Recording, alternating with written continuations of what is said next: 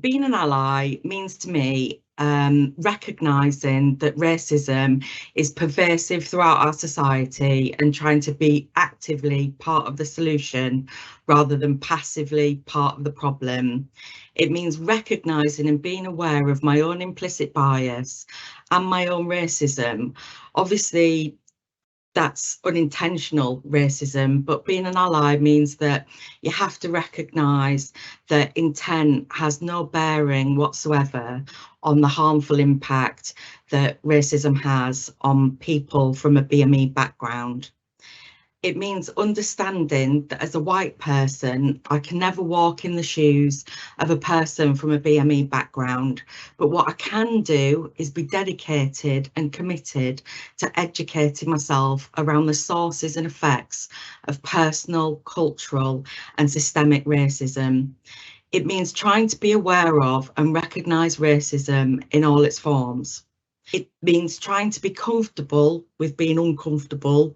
It means trying to be brave and living by my values in an active way rather than just a performative way. Do I always get it right? Of course I don't, but it's about being humble enough to accept when people take the time and effort to try and educate me around the things that I do wrong. It means actively trying to use my white privilege and the power that gives me to take positive action, speaking up, but never over. Positive action obviously can mean many things.